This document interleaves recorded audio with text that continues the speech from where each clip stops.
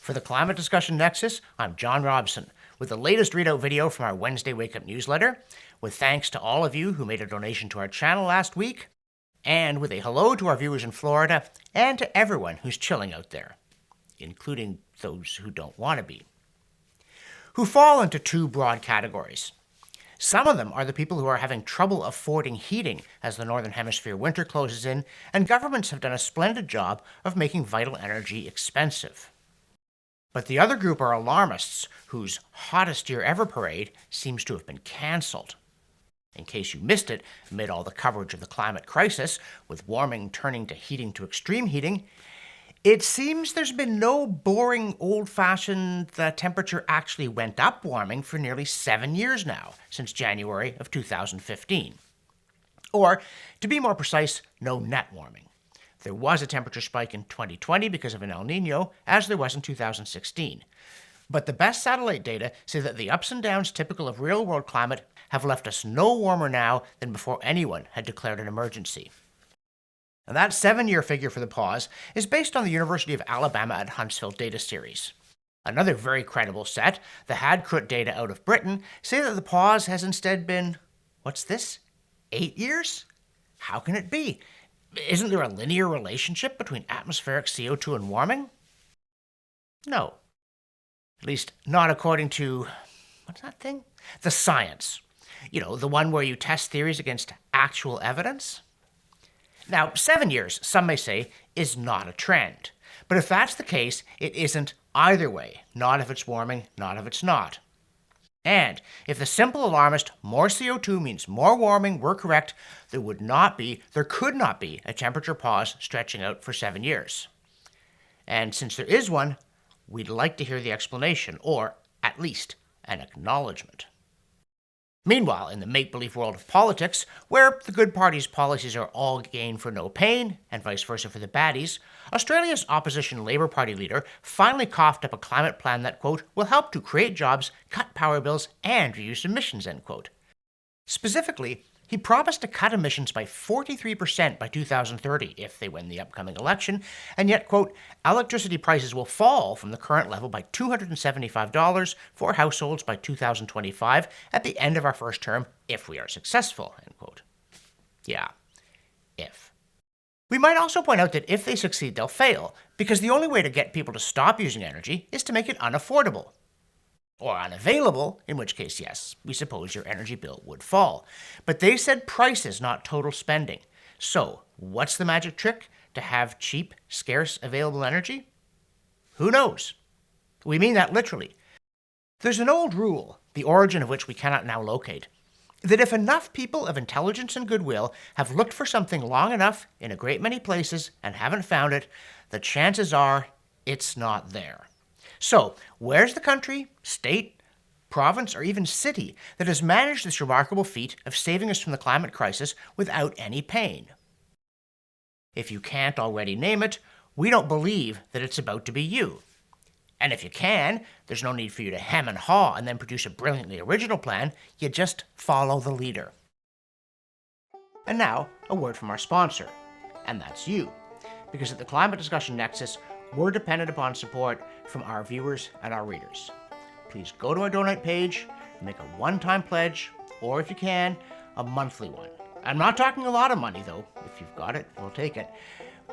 $2 a month, $3, $5. That's the sustaining funding that we need to produce these videos on our newsletter. And now, back to me. And speaking of brilliant solutions to the climate crisis, the Daily Telegraph highlights a supposed victory also trumpeted by the New York Times. Quote, a Japanese town is recycling used adult diapers by turning them into small pellets that can be used as fuel, end quote. And it's apparently a big deal because those diapers are now about 10% of the waste in that town.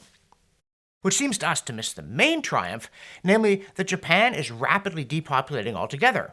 And without people, you don't have man-made warming, because dead men emit no greenhouse gases, or at least not many.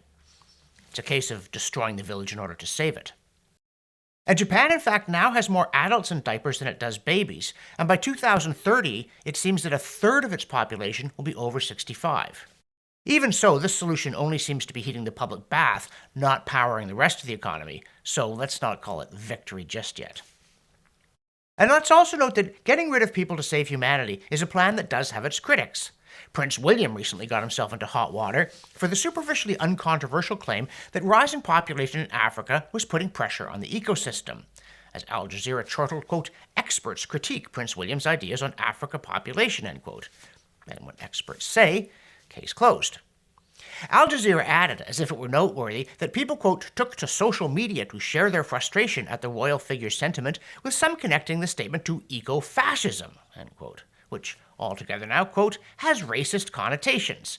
In short, black, brown, and marginalized people are blamed for overpopulation and consequently the environment's demise, end quote. Well, what about all the people who are blaming white people for emitting more greenhouse gases and for having done it longer? And in any case, Westerners do seem, like the Japanese, to be fixing the problem now by not having enough children to replace themselves, whereas in Africa, population has lately been rising from a surprisingly low 388 million in 1973. That's surprising because Africa is actually the world's second largest continent, despite the distortion of a Mercator map, to 1.3 billion today and a projected 4.3 billion by 2100, though if climate change kills all the crops and renders much of the Earth uninhabitable, they might not make it.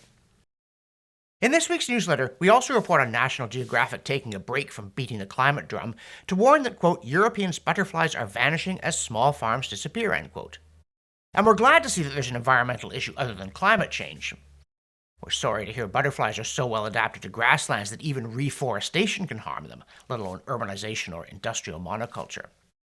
But it's interesting to reflect here that sometimes we don't want to let nature take its course entirely, or spend so much time cussing CO2 for killing plants and everything else that we have no time for real issues like habitat. Even if we don't, like National Geographic, make sure we throw in the climate kitchen sink, saying, oh yeah, and grasslands are a great carbon sink too. Didn't those butterfly-killing forests used to be the great carbon sink?